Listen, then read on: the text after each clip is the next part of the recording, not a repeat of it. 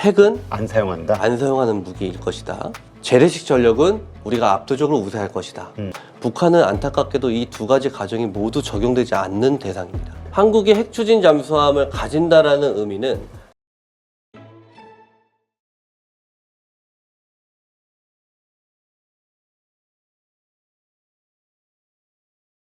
자, 그렇다면 우리가 좀 이해하기 쉽게 지금 일본하고 중국과의 이 문제도 결국은 이제 대만과 관련해서 일어나는 어떤 안보 상황이잖아요. 전쟁 상황. 네네. 근데 이제 많은 사람들이 생각하는 게 중국이 정말로 대만을 침공한다고 했을 때 주한미군을 잡기 위해서라도 북한이 뭔가 움직여서 우리가 병력이 못 움직이게끔 하지 않겠냐가 일반적인 생각이란 말이죠.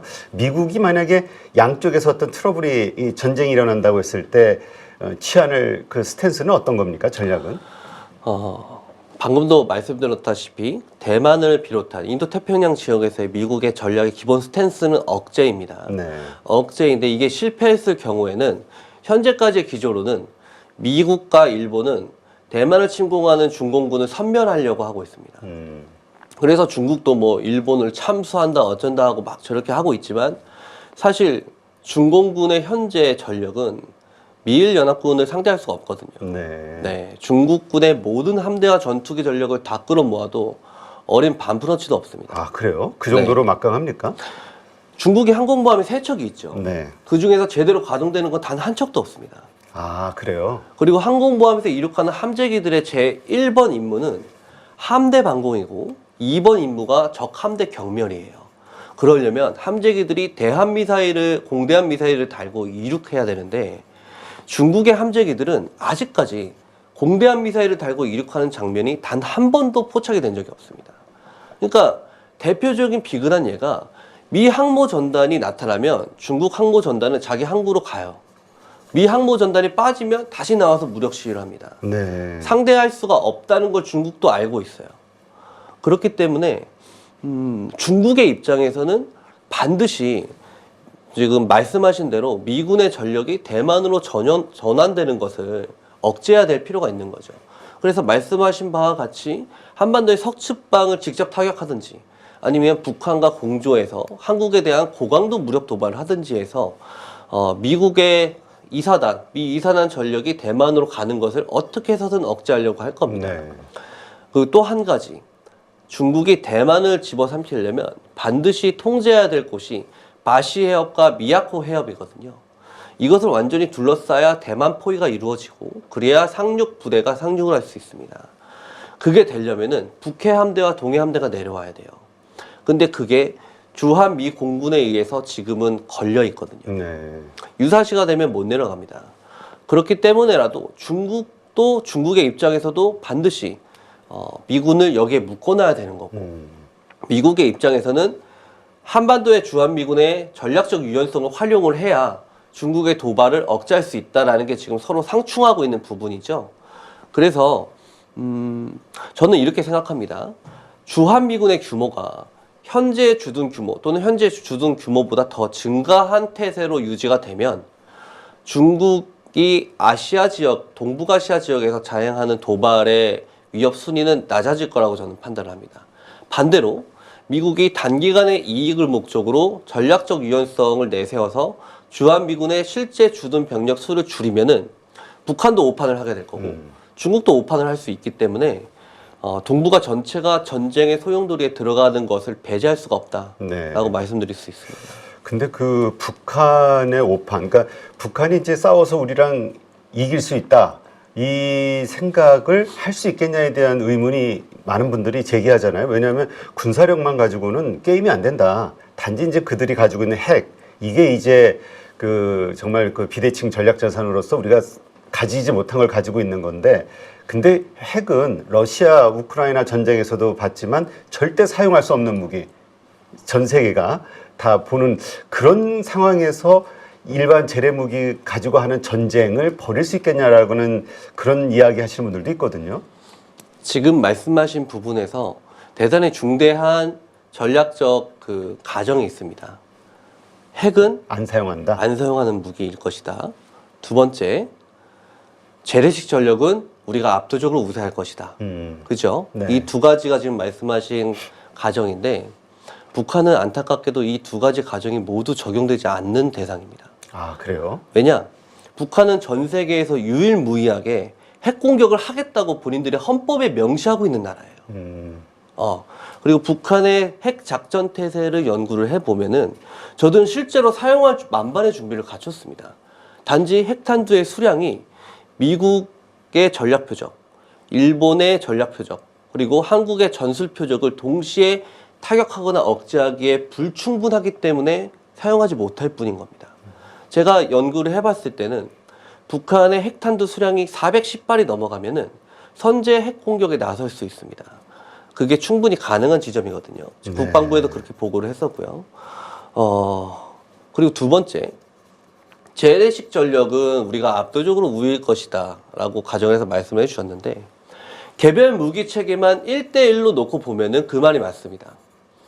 전차 뭐 하다못해 소총에서부터 전차, 야포, 항공기, 함정에 이르기까지 우리가 우세하지 않은 게 없죠. 네. 개별 장비를 하나씩 놓고 보면. 그런데 문제는 북한은 지금도 120만의 병력을 유지하고 있습니다. 근데 우리는 점점 병력이 줄어들고 있죠. 네. 인구 감소로 인한 병역 자원의 부족 문제, 어제 오늘의 문제가 아니었거든요. 그런데 최근에 이 현상이 굉장히 두드러지고 있지 않습니까? 이거는 문재인 행정부 당시에 병 복무 기간을 진짜 밑도 끝도 없이 18개월로 단축시킨 것부터 초래가 됐습니다. 그때부터 초래가 됐고 윤석열 정부도 이걸 복구하지 않았죠. 그러니까 정치권에서 표만 바라보고 무책임하게 한 이 행동이 바로 병역 자원 감소의 결정적인 원인입니다. 그런데 우리 군의 전투력은요, 좋은 무기 많이 사준다고 해서 올라가지 않습니다. 무슨 말이냐? 병력과 장비, 훈련, 이 3박자가 모두 갖춰져야 돼요. 그런데 우리는 병력이 너무도 부족하죠. 네. 장비는 좋습니다. 그런데 K9 자주포가 아무리 좋으면 뭐합니까? 전 세계에서 가장 좋은 자주포잖아요. 지금 그거를 쓸 사람이 없어서 훈련할 때 옆부대에서 빌려옵니다. K2 전차가 세계 최고 수준의 전차면 뭐합니까? 운전병이 없어가지고 훈련할 땐 옆부대에서 빌려오는데. 아, 그래요? 네. 우리 아미타이거에 다시 하겠습니다. 죄송합니다. 우리가 워리어 플랫폼 장구류를 지금 열심히 만들어서 전력화가 마지막 단계에 가 있는데, 이 워리어 플랫폼 장구류가 아무리 좋으면 뭐합니까? 병력이 없어가지고 군무원이 소총 들고 경계에 나서고 있는 실텐데. 거기다가 우리가 실제 방어작전을 수행을 할 때를 살펴보면 우리 전방 사단들의 페바대대라고 합니다. GOP 대대 후방에 있는 대대들을 페바대대라고 하는데, 이 페바대대가 주방어 부대예요. 근데 여기에 병력이 너무 부족해요. 왜? GOP 대대의 140%의 보직 인원을 맞춰줘야 되기 때문이죠. 네. 그래야 거기서 훈련 휴가도 가고 뭐 외출 외박도 가도 100%의 경계작전 병력이 유지가 될 거 아닙니까? 네, 그렇군요. 그렇기 때문에 안 그래도 페바대대에는 이 140%의 우수한 자원만 맞춰줘야 돼서 소위 관심병사라고 불리는 도움이 필요한 장병들이 많이 가 있습니다. 근데 지금은 이 장병들조차도 부족한 실정이에요. 최근에 이렇게 말씀하시는 분들이 계세요. 우리가 GOP에 AI 스마트 경계 시스템을 배치했는데 병력 소요가 줄어든 거 아니냐. 천만의 말씀입니다. 저도 GOP 근무해봤거든요. 번개만 치면 통신 장비랑 카메라 다 전원 꺼야 됩니다. 그런 상황에서 우발 사태를 생각하지 않을 수가 없어요. 북한군의 입장에 생각해보면 GOP만 뚫어버리면 우리가 부분동원, 총동원해서 예비군을 모아가지고 페바대대에 수인군 부대로 갖다 주는 시간이 빠를까요? 북한군이 속도전으로 쳐내려오는 시간이 빠를까요? 너무도 명약관화하죠. 후자가 빠르다는 거는. 그런데 지금 한국군이 이 이상, 현재 수준 이하로 병력 규모가 줄어들게 되면은 북한군은 지금 한국군이 가지고 있지 않은 실전 경험이 있습니다. 네. 우크라이나 전쟁에 참전을 해서 쿠르스크 작전에서 그것도 심지어 승리하고 돌아갔어요. 살아서. 그 전투 경험. 북한군들은 드론을 전술적으로 어떻게 써야 되는지, 전자전 상황에서 드론을 어떻게 써야 되는지, 적 드론을 어떻게 요격해야 되는지 이걸 할 줄 알지만 우리는 모릅니다. 이런 실전 경험이 압도적인 수적 우위의 북한군과 결부가 되면 우리에게는 재앙과 같은 사태가 발생할 수 있어요. 네. 아미타이거가 아무리 좋은 장비로 무장을 해도, 아무리 좋은 장갑차와 좋은 드론으로 무장을 한다고 하더라도 수적 우위가 3배, 4배, 5배 이렇게 돼버리면은 결국은 북한군에게 포초, 포위선멸 당할 수밖에 없는 형국이 발생할 수도 있는 겁니다. 지금 그렇다면 미국은 그러한 상황이 벌어졌을 때 현재 그 말씀하시는 어떤 유연화된 어떤 전략 하에서 어떤 입장을 취할까요? 현재 기조로 놓고 보면은 미국은 한반도에서 전쟁이 발발하면은 즉각적으로 개입을 할 겁니다. 개입 정도가 아니죠. 가용한 모든 전력을 동원해서 우리를 지원할 겁니다. 지금까지 모든 한미 간의 협정도 그렇고 군사 훈련도 그렇고 여러 가지 동맹의 차원에서 물자의 지원에서부터 지상군의 지원에 이르기까지 우리 작계에 명시되어 있는 대로 전폭적인 지원을 해주려 할 겁니다. 네. 그런데 그걸 왜 해주냐가 문제인 거죠. 단순히 한미 상호 방위 조약 때문에, 한미 상호 방위 조약에는 서로 협의한다고 돼 있지 니네가 무조건 갖고 와라고 안 돼 있습니다. 왜 지원해줄까? 전자권이 미국에게 있기 때문입니다. 전시작전 통제권이 미국에게 있기 때문에 이 전쟁에서 승리하지 못하면 그건 미국의 패배로 되는 거죠. 네. 그래서 미국은 본인들의 영혼까지 끌어모아서 지원을 할 거예요. 그런데 전시작전 통제권이 한국군에게 전환이 돼서 한미연합사령관이 한국군이 하면 한국군 사성장군이 타국군인 미국에게, 미 인태사령관에게 야 항모 보내, 지금 급해, 빨리 SSBN에서 SLBM 쏴, 당장 순환배치 여단들 5개 여단 더 보내, 할 수 있나요? 못하죠. 남의 나라 군대인데 할 수가 없습니다. 보낸다고 하더라도 그거 하나하나 보낼 때마다 비용을 청구할 겁니다. 스텔스기 한번 뜰 때 항모 전단이 한번 움직일 때마다 돈이 얼만데요. SSBN이 한번 기동할 때마다 거기에 들어가는 돈이 얼만데 공짜로 해주겠습니까? 네. 이런 것들이 있는 거죠. 아, 그렇군요. 이게 지금 스케줄이 언제까지 환수하는 걸로 지금 협의가 되고 있는 건가요? 현 국방부에서는 현 대통령 임기 내 환수를 목표로 하고 있습니다. 근데 저는 개인적으로는 어렵다고 보고 있고요. 미국은 지금 당장이라도 던져주고 싶어요. 왜?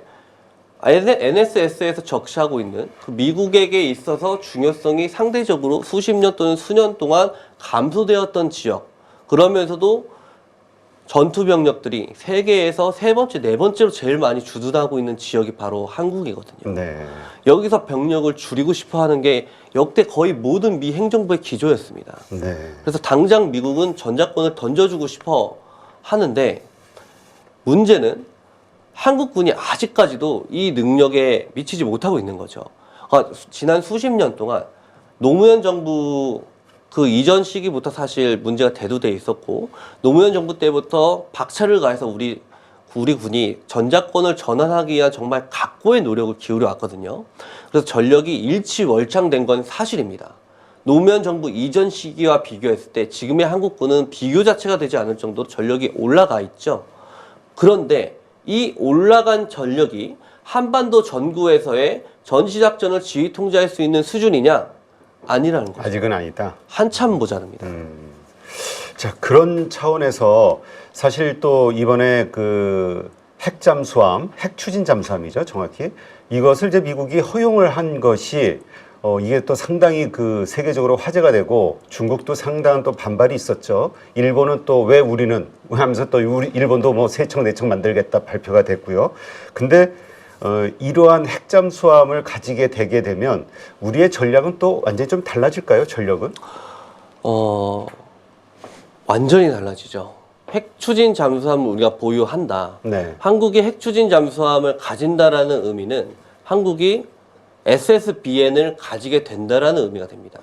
여기서 또 바꿔 말하면 한국이 마음만 먹으면 언제든지 핵무장에 나설 수 있다라는 것을 귀결될 수 있죠. 왜? 잠수함은 물속에 들어가면 찾을 수 없거든요. 그렇죠. 출항했어요라고 말하고 어디 엄한 곳에 잠수함 정박시킨 다음에 동굴기지 같은 데에다가 그 안에서 몰래 만든 원심 분리기로 잠수함에 들어가 있는 핵추진 잠수함용 연료를 꺼내서 원심 분리기 몇 번 돌리면 90% 핵탄 만들 수 있거든요. 이것 때문에 미 국무부는 지금도 한국 정부에게 핵 추진 잠수함용 연료를 공급하는 것을 대단히 꺼려하고 있습니다. 네. 원래 국무부는 항상 그래왔어요. 핵심 군사 기술이 이전되는 것에 있어서 미 국무부는 대단히 반대해왔습니다. 우리가 지금 이렇게 세계적으로 발전된 탄도탄 전력과 유도탄 전력을 갖출 수 있었던 가장 배경적인 근원적인 원인은 우리 당시 과학기술자와 당시 우리 지도자의 선구안적인 헌신적인 노력에 더해서 미 국무부의 반대를 이기고 미 국방부가 이걸 지원해줬기 때문에 만들 수 있었거든요. 네. 지금도 마찬가지입니다. 미 전쟁부는 한국이 핵 추진 잠수함을 가능한 빨리 가졌으면 해요. 네. 그래야 한국이 블라디보스토크에 있는 러시아의 태평양 함대도 견제를 할 거고, 대만 해협 유사시에 중국도 견제를 할 거고, 말라카 해협도 견제를 할 거고, 이렇게 작전 반경이 정말 엄청나게 확장이 될 거고요. 핵 추진 잠수함을 우리가 보유하게 되면 SSN이 우리가 가지게 되면 그 다음 단계로는 해군은 항공모함을 가지려고 할 겁니다. 네. 이게 SSN이 있어야 항모 전단을 만들 수 있거든요. 그래서 우리가 핵 추진 잠수함을 가지게 되는 것은 현재까지 한국군의 작전 개념을 완전히 바꿀 수 있는 계기가 될 수 있고요. 또 한 가지, 지금까지는 북한의 마양도 기지 앞에 대한 매복 작전을 미군이 주로 해왔어요. 네. 한국의 재래식 잠수함은 거기까지 가기도 어렵고, 솔직히 물속에서 기관 전속으로 주행을 해버리면 40분 이상 작전을 할 수가 없거든요.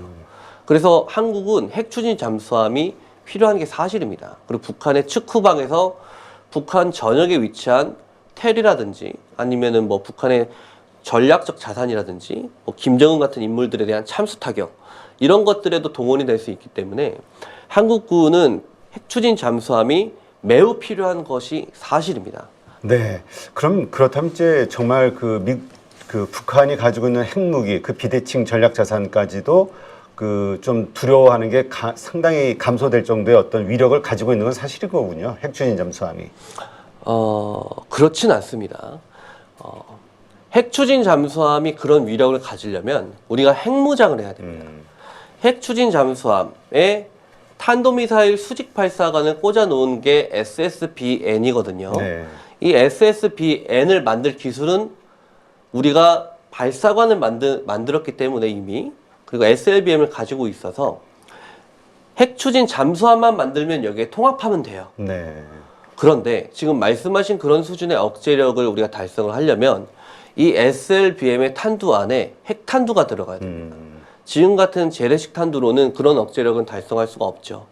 그러면 우리 핵 추진 잠수함이 핵미사일이 없는 상태에서도 그 어떤 그 중국과 러시아, 북한의 어떤 전력을 이게 방어할 수 있는 혹은 견제할 수 있는 그런 위력을 갖게 되는 건가요? 제한적으로 그렇습니다. 제가 왜 제한적으로 그렇다라고 말씀드리냐면은 북한의 가장 대표적인 잠수함 기지가 마양도 기지거든요. 네. 근데 마양도 기지의 앞쪽은 동해입니다. 동해는 냉수계도 발달해 있고 해저 지형이 복잡하고 여러 해류가 뒤섞이기 때문에 잠수함이 출항해 버리면 찾기가 쉽지가 않습니다. 그래서 최근에 잠수함 탐지 자산들이 여러 가지가 발전했는데 굳이 핵 추진 잠수함을 우리가 해야 되느냐라고 말씀하시는 분들도 계세요. 그런데 우리나라의 작전 환경상을 놓고 보면은 우리나라는 필요한 게 사실입니다. 근데 제가 왜 제한적이라고 말씀을 드렸냐? 첫째, 현재 핵 추진 잠수함을 운영하는 모든 국가들은 핵무장 국가입니다. 네. 그들은 핵탄두가 있어요. 그래서 SLBM을 쏘건, SLBM을 쏘건, SLCM을 쏘건 핵 억제력을 가지고 있죠. 그런데 우리는 그게 없습니다. 그리고 현재 우리 일각에서, 그리고 우리 국방부나 예하 해군이나 이런 곳에서 추진하려고 하는 핵 추진 잠수함은 전홍축 연료를 쓰거든요. 전 세계 핵 추진 잠수함을 운영 중인 국가들 중에서 전홍축 연료, LEU라고 하는데 이걸 사용하는 국가는 프랑스밖에 없어요. 근데 이게 우리 작전 환경하고는 맞지 않습니다. 네. 왜냐? 전홍축 연료를 쓰면 뭐 잠수함을 어떻게 쓰느냐에 따라 연료 소모는 당연히 달라지겠지만 고농축 우라늄 연료를 쓰는 잠수함들에 비해서 창정비 주기가 말도 안 되게 짧아집니다. 무슨 말이냐? 핵추진 잠수함의 창정비는 선체를 절단하고 원자로에 있는 노심을 끄집어내서 교체를 해야 되는 작업을 말하거든요. 당연하게도 1, 2년에 되는 작업이 아닙니다. 근데 우리는 북한과 중국의 핵 및 탄도탄, 순항미사일의 위협에 상시적으로 놓여 있잖아요. 그래서 즉흥전력이 고밀도로 유지돼야 됩니다. 네. 한 척이라도 더 많은 핵추진 잠수함을 운영할 수 있어야 돼요. 그게 아무리 재래식 탄을 쓴다고 할지라도. 그렇기 때문에 우리는 고농축 연료를 쓰는 미국의 버지니아급 같은 그런 잠수함이 필요한 건데 저농축 우라늄 연료를 쓰면 그만큼 우리는 작전 주기가 짧아져 버립니다. 네. 운영할 수 있는 함정도 짧아지고 관리 비용은 천정부지로 늘어나죠. 그게 운영 그 기간이 얼마나 됩니까? 전홍축은? 프랑스 같은 경우는 통상적으로 10년 미만 또는 15년 정도 쓰고 있고요. 영국이나 미국 같이 고농축 우라늄을 쓰는 국가들 같은 경우는 25년 내지 30년, 그러니까 네. 그 함정의 생애 주기에 맞춰 쓰고 있습니다. 네, 그렇군요. 그렇다면 그 나오는 뉴스 보니까 일본은 한 4척 정도 보유할 것이다 뭐 이런 얘기 하던데 우리에게는 어느 정도의 척수가 필요한 거죠? 우리가 실질적으로 핵추진 잠수함을 보유하고 나서 이것으로 작전을 한다고 우리가 가정을 해보면은 해군은 3주기 부대 운영을 실시를 하거든요. 작전, 교육, 휴식입니다. 네. 이 휴식은 휴가를 말하는 거예요. 특히 잠수함 승조원들은 휴가를 길게 갑니다.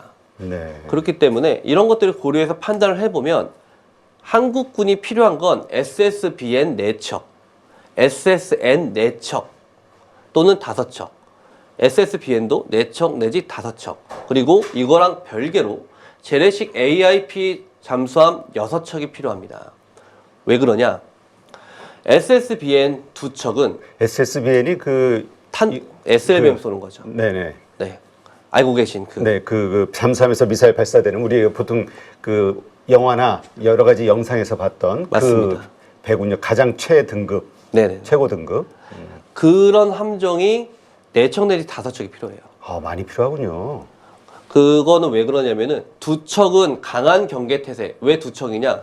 서해와 동해에 각각 한 척씩 가라앉아 있어야 되기 때문이죠. 2척은 강한 경계 태세. 언제든지 그 SLBM을 쏠 수 있는 태세를 갖추고서 자망 대기를 하고 있어야 됩니다. 네. 이 수중 전략 초계 작전을 위해 용도가 2척. 한 척은 교육 훈련 및 항구에서 대기를 하고 있어야 되고 나머지 한 척은 휴가를 가야 됩니다. 네. 그리고 정비 소요가 발생할 수 있잖아요. 창정비 소요가 발생을 하게 되면 한 척은 또 선체 절단하고 있을 거 아니에요. 그래서 5척을 말씀드린 거고요. 그거랑 별개로 SSN 그냥 일반적인 SLBM을 쏘지 않는 핵추진 네. 잠수함도 4척 내지 5척이 필요합니다. 한 척은 북한의 마양도 기지 해저에서 매복 및 트래킹 작전을 하기 위한 용도 한 척, 나머지 한 척은 블라디보스톡이나 아니면 대만 해협이나 말라카 해협 이런 곳에서 미국과의 연합작전을 수행할 연합전력용으로 한 척, 네. 한 척은 교육훈련 및 항구대기, 한 척은 휴가죠. 그렇기 때문에 적어도 10척은 있어야 10척 플러스 재래식 AIP 잠수함 6척이 있어야 이 작전 공백들을 다 메우면서 원활하게 평시 경계 작전을 수행할 수 있는 겁니다. 네. 그럼 최종적으로 대략 최소한 10척은 있어야, 네. 10척은 있어야 된다. 이제까지 저도 지난번 뭐 이런저런 뉴스들 보면서 우리도 한 3, 4척 정도면 충분하다. 이렇게 생각을 했는데 그게 아니군요. 4척이면은 실제로 쓸 수 있는 건 한 척입니다. 그래요? 네. 10척 정도의 잠수함이 필요하다. 그런데 우리가 이렇게 직접 이러한 잠수함을 만들 수 있는 그 능력, 네. 기술 능력은 충분한 건가요? 한국은 세계에서도 손에 꼽히는 재래식 잠수함 건조 능력을 보유하고 있습니다. 거의 세계 최고 수준이죠. 그리고 상업용 원자력 부분에서도 한국은 상당히 우수한 역량을 보유하고 있습니다. 근데 이거는 어디까지나 재래식 잠수함과 어디까지나 상업용 원전에 관련된 내용이거든요. 네. 우리 민간 기업에서는 하나오션에서는 보일러 프로젝트라는 것을 가동을 해서 핵 추진 잠수함 운영을 위한 시뮬레이션을 시험을 해봤다고 해요. 네. 이런 것들로 봤을 때는 얼핏 보면 긍정적으로 보여집니다. 그러나 악마는 언제나 디테일에 있죠. 언론에서 굉장히 많이 언급하는 부분이 문무대왕 과학연구소를 언급하고 있거든요. 이게 경주시 간포읍에 지금 짓고 있어요. 아마 내년 정도면 준공이 날 겁니다. 네. 여기에 뭘 지을 거냐? 아라연구로라는 걸 만들 겁니다. 이 아라연구로는요, 70메가와트의 열출력, 그리고 30년 선박 수명 주기에 맞춘 30년간 운영을 목적으로 하는 SMR을 테스트할 거예요. 네. 차세대 스마트 원전이죠. 여기에 전홍축 우라늄 0.7톤을 쓸 겁니다. 그러니까 이거는 민간 선박용 SMR을 실험하는 원자로인 거예요. LNG선, 쇠빙선, 플랜트선 같은 것들이죠.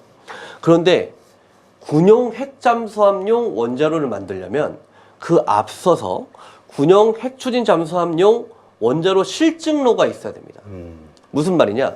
민수용과 군용은 스펙이 다릅니다. 밀스펙이라고 하는데 원자로를 이 실험용 실증로 안에서 3차원, 4차원으로 뒤집어도 보고 잠수함이 그렇게 뒤집힐 수도 있잖아요. 그렇죠.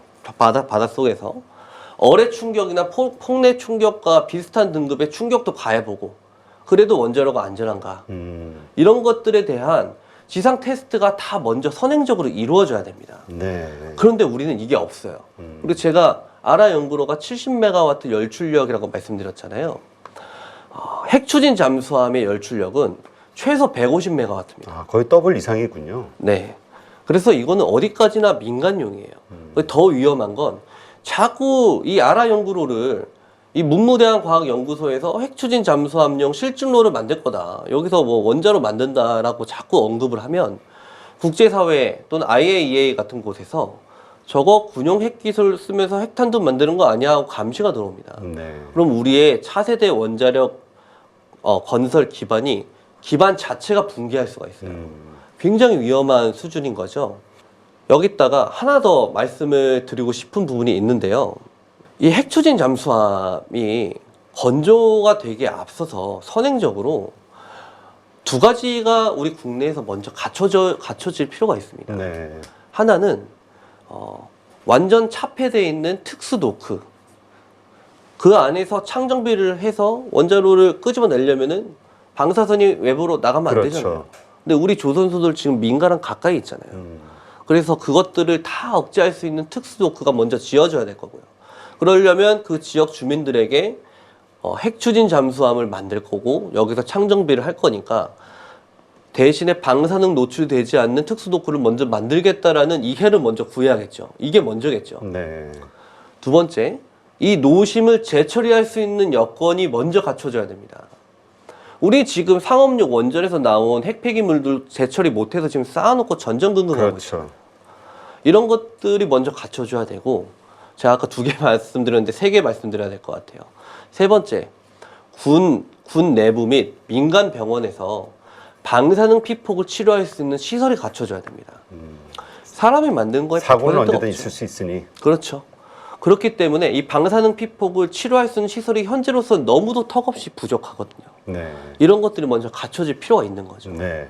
자, 그렇다면 말씀대로 우리가 잠수함 처음에 얼핏 생각만 해도 핵잠수함을 10척을 보유했다고 그러면 이거 엄청난 전력 같기도 한데 어떻습니까? 미국의 그 지난번 흔쾌히 그래 만들어 그리고 대신 중국도 좀 견제해 이들의 이 전략은 계속 현재 유효한 겁니까? 그 다음서부터 좀 지지부진한 것 같아서. 저는 유효하다고 봅니다. 아, 그래요? 단 한국이 원하는 것처럼 핵추진 잠수함용 전홍축 우라늄 연료를 받아와서 한국에서 짓는 게 아니라 필리조선소에서 필리조선소에서 핵추진 잠수함을 만들어서 그걸 사가라를 미국이 원하는 것 같습니다. 그래서 필리조선소는 근데 너무도 많은 분들이 아시는 것처럼 잠수함 건조 시설이 없죠. 그렇죠. 일반 상업용 그것도 상당히 낙후돼 있는 맞습니다. 그렇게 알고 있는데. 그걸 우리가 막대한 예산을 들여서 현대하고 핵추진 잠수함을 건조할 수 있는 적어도 버지니아 클래스는 돼야 되지 않겠습니까? 미국의 요구를 맞추려면 그 막대한 예산을 들어서 이제 다 짓고 용접공도 없는 지금 미국에 여러 가지를 조선공을 만들 수 있는 기술을 가르쳐서 인력을 양성해내고 좋아, 다 만들었다. 10년이 걸리건 15년이 걸리건 다 지었다. 이제 한국에게 판매할 핵추진 잠수함을 만들자. 여기 딱 시작 딱 하면은 그때 미국의 정치권이 지금과 같을까요? 그래서 필요한 것만. 그렇죠. 줘야 우리는 최악의 경우엔 돈만 뜯길 수도 있어요. 그래서 반드시 양국 정상의 서명이 들어간 협정이 체결이 돼야 되는 겁니다. 네. 그래서 지금 위성락 안보실장님께서도 미국에 가서 그 협정을 체결하기 위해서 여러 가지로 노력을 하고 계시죠. 아니 근데 흔쾌히 그렇게 수락을 했으면 그냥 서명은 자연스럽게 해줘야 되는 거 아닌가요? 뭐 안 해주는 그걸 또 따로 우리가 노력을 할 만큼 그 얘기는 결국 저쪽은 그건 안 해주려고 하니까 우리가 자꾸 노력을 하는 건데 그거는 미국의 어떤 뭐 기본 입장인 건가요? 아닙니다. 미국의 지금 백악관의 입장과 전 정부의 입장은 일치합니다. 그런데 전 정부와 백악관이 아니라 국무부와 미 에너지부의 입장이 다른 거죠. 국무부와 에너지부는 한국은 언제라도 핵무장을 시도할 위험천만한 국가니까 쟤네한테는 주면 안 돼 라고 하는 게 그들의 입장이고, 전쟁부 입장에서는 지금 미국이 가지고 있는 핵추진 잠수함 전력으로는 중국과 러시아의 핵추진 잠수함들을 전부 마킹할 수가 없거든요. 네. 그래서 동맹의 힘이 너무도 절실하게 필요한데, 한국이 가능하면 빨리 저걸 가졌으면 좋겠는데, 그거는 트럼프 대통령이 결정할 수 있는 사안이 아닙니다.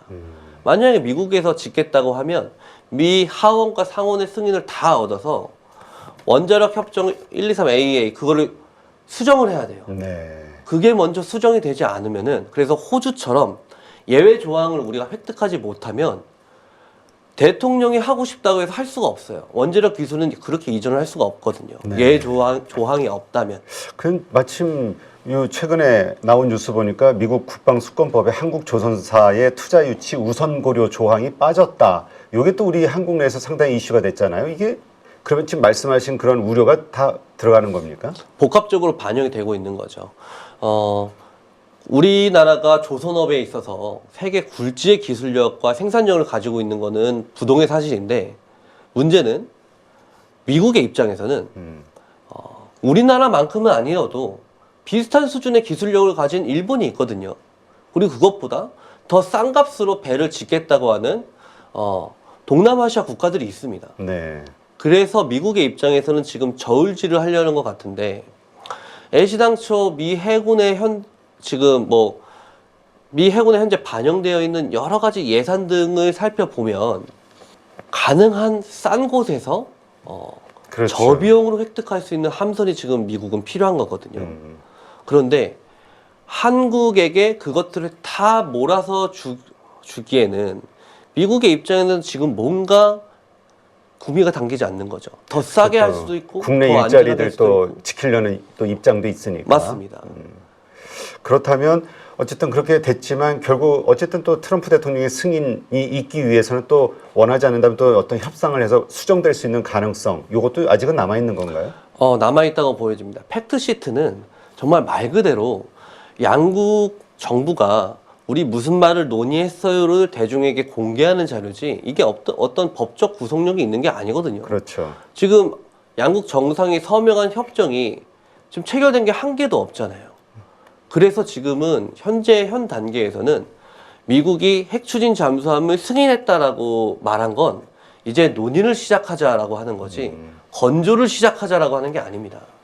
확실히 트럼프 대통령과 또 그 말씀하신 이제 전쟁부죠, 국방부, 미국 방부 이쪽은 이제까지 우리가 알고 있는 기조와 똑같은데, 이 국무부도 그렇지만 이제 하원, 뭐 상원 이쪽에서도 어쨌든 자기네 지역구 주민들의 여론을 또 살펴봐야 되니까 이쪽에 반대라든가 또 걸림돌이 있을 수 있겠네요. 이것까지 이제 그렇죠. 건너뛰어야 되는 거네요. 이 모든 것들을 무마시키고 우리가 원하는 협정을 달성을 하려면은 가장 중요한 게 로비입니다.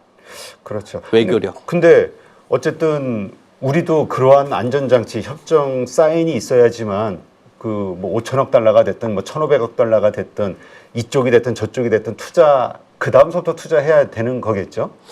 그렇죠. 그런 결제 없이 섣불리 돈부터 쓰면, 그래 고생했다, 근데 우리 인연은 여기까지. 이러면은 큰일 나는 거지 않겠습니까? 그렇죠. 네, 알겠습니다. 이렇게 또 여러 가지 각도에서 이렇게 좀 살펴보니까 이제 전반적인 상황들이 다 이해가 되고 아직도 우리가 그 마무리를 정말 확실하게 단도리를 짓기 전에는 섣불리 우리가 여기에 대해서 환상을 가지면 안 되겠구나. 이런 생각이 좀 드네요. 우리 국방부 장관님께서 엊그저께 업무 보고 하시면서 2년 안에 핵추진 잠수함용 연료 협정을 마무리 짓고 이걸 위한 TF도 발족을 하고 속도감 있게 추진하겠다고 말씀을 하셨잖아요. 반드시 양국 국방부 장관과 양국 대통령의 서명이 들어간 협정을 체결을 해야 되고 우리가 도저히 협상을 하다 보면 한국 국내에서는 절대로 지을 수가 없다라는 반대에 직면할 수도 있습니다. 네. 그 가능성을 배제할 수는 없죠. 미 국무부와 에너지부가 워낙에 안 좋게 보고 있으니까. 그렇다면 미국 내에서 만약에 짓게 된다면 지금 제가 아까 말씀드렸던 그런 우려사항들을 다 상쇄할 수 있는 우리가 돈 대서 필리조선소를 이렇게 현대화해 주는데 그만큼 우리가 너희들에게 컬럼비아 클래스의 잠수함을 지을 수 있는 그 정도로 현대화된 시설과 인력을 키워줄 테니 대신에 정상화 기간을 고려를 해서 그 콜롬비아 클래스에 들어가는 모든 최신 기술을 우리에게 다 이전해 줘야 된다. 그리고 초도함 건조 비용은 노조가 파업을 하든 미국의 국내 상황이 어떻게 되든지 간에 무조건 협정 체결한 단일가에서 벗어나면 안 된다. 이런 디테일한 부분들까지 다 적시를 해서 서명을 해야 됩니다. 그렇군요. 그런 것이 없으면 큰 코 다칠 수 있죠. 네, 알겠습니다. 앞으로도 진짜 이게 그 첩첩산중 협상하고 또 짚어야 되는 지점들이 상당히 많이 있겠네요. 보니까. 네. 네, 하여튼 잘 우리 국익을 위해서 마무리를 좀 잘해 주셨으면 좋겠다라는 기대를 하면서 네, 여기서 마치도록 하겠습니다. 오늘 좋은 인사이트 함께 해주신 임철균 위원님 고맙습니다. 감사합니다.